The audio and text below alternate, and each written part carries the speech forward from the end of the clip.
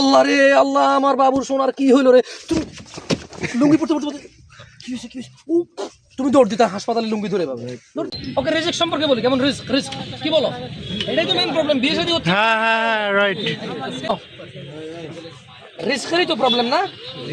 ওকে, ধরো তোমাদের মধ্যে কাউকে অফার করা হলো, তাকে 50 লাখ টাকা দেওয়া হবে, বিনিময়ে তার পায়ের এখান থেকে কেটে নেওয়া হবে। রাজি আছো কেউ? আরে কি বলো, এক পা দিয়ে তো আরেক পা দিয়ে আমরা হাঁটতে পারবো তো? রাজি নাই? 50 লাখ, আচ্ছা 1 কোটি, এক পা আরেক পা আছে না? কে ল্যাংড়া খোড়া মানুষের বাচ্চা কাচ্চা নাই? ওরা কি জীবন উপভোগ করে না? করে। আল্লাহ সবাইকে তৌফিক দিয়েছে, সবাই যার যার মতো করে জীবন উপভোগ করে, ঠিক না ভাই? 50 লাখ টাকার বিনিময়ে পা দিতে পারবা না? ওকে ঠিক আছে, একটা চোখ 10 লাখের বিনিময় দিবা না?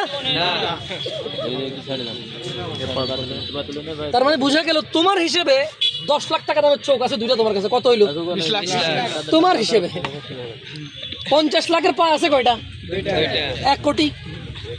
1 কোটি এগুলো তো তারপরে রিপ্লেস করা যায়। ধরো পায়ের বদলে তুমি প্লাস্টিকের পা লাগাইতে পারবা, লোহার পা লাগাইতে পারবা, কিন্তু আমাদের শরীরে এমন অনেক কিছু আছে যেটার আর রিপ্লেসমেন্ট নাই, যেমন হার্ট, হৃদয়, যেমন অনেক নার্ভ আছে, মস্তিষ্ক আছে, এগুলো কোনো রিপ্লেসমেন্ট নাই। কি নাই? যেমন দেখো একটা লোক যদি কোমায় চলে যায়, বলে না কোমায় চলে যায়, ওই যে প্যারালাইজড হয়ে যায়, ওর কিন্তু আর ঠিক হয় না, জানো?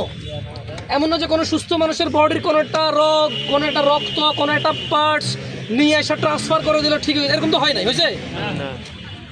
যারা প্যারালাইজড হওয়ার পরে ঠিক হয়েছে ওরা কারা? যাদেরকে থেরাপি দিছে, চিকিৎসা করছে, একটু এক্সারসাইজ করাইছে, তারা হয়তো ঠিক হয়েছে। তাহলে তোমার হিসেবে তোমার কাছে পা আছে কয় টাকা দামের? 1 কোটি। এটা তোমার হিসেবে আর কি। তো ধরো না একজন আমেরিকার লোক, বিজনেসম্যান, যদি তাকে অফার করা হয় তার একটা পা নাই, আর যদি তাকে অফার করা হয় এক্স্যাক্টলি আল্লাহ যেরকম পা দিছে সেম পা এরকম করবো, একবারে ডান পা যেরকম ঠিক বাম পা এরকম হয়ে যাবে, তুমি কত টাকা দিতে রাজি আছো? হয়তো সে বলবে আমার পুরো $100 মিলিয়ন, $50 মিলিয়ন আমি দিতে রাজি আছি, কারণ আমি চাই আগের মতো দৌড়াইতে, যেভাবে আমি আগে দৌড়াইতাম, যেভাবে আমি নিজের পায়ে নিজে উঠতাম, চলতাম, ফিরতাম, আমি চাই ওরকম দৌড়াইতে। হয়তো ঠিক না?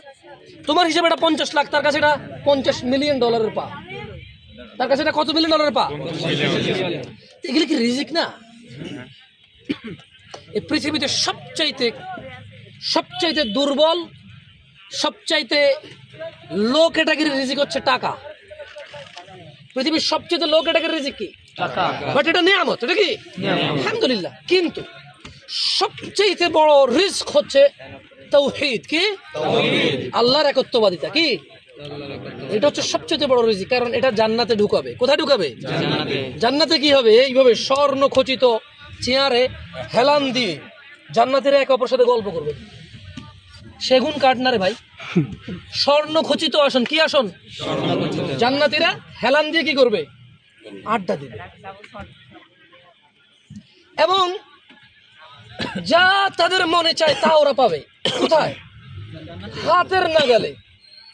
কোথায় পাবে? হাতের নাগালে। ওদের পায়ের নিচে দিয়ে ঝর্ণা বইবে দুধের। সুবহানাল্লাহ। এই জান্নাত পাবে তাওহীদের কারণে। কিসের কারণে? তাওহীদের কারণে। এই জন্য পৃথিবীর সবচেয়ে বড় নিয়ামত কি? তাওহীদ। কারণ ওটা, ধরো তুমি মাটি কাটলা, 500 টাকা পাবা। মাটি কাটলে কয় টাকা পাবা ডেলি? ভ্যান গাড়ি চালালে 1000 টাকা পাবা।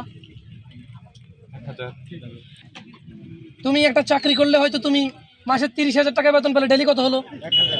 1000 থেকে একটু বেশি পড়ে, কারণ 4 দিন বন্ধ আছে। কদিন বন্ধ আছে? কোথাও 6 দিন, 8 দিন বন্ধ, 2 দিন করে সপ্তাহে।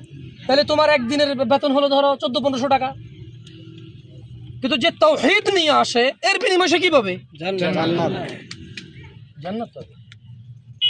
এই এক প্রান্ত থেকে, মানে জান্নাতের, ধরো এই জান্নাত, এখান থেকে এখান পর্যন্ত আসতে 100 বছরের পথ। সবচাইতে যে ছোট জান্নাত পাবে এই দুনিয়ার থেকে 10 গুণ বড় হবে। সুবহানাল্লাহ। দুনিয়া বলতে তুমি বলছো বাংলাদেশটা, কিন্তু আবার টেকনাফ তেতুলিয়াও না, কিন্তু পুরো পৃথিবী বলতে কি তুমি বলো তো? আমেরিকার এটা না, পৃথিবীর বেশিরভাগ অংশই তো পানি। বেশিরভাগ অংশ কি?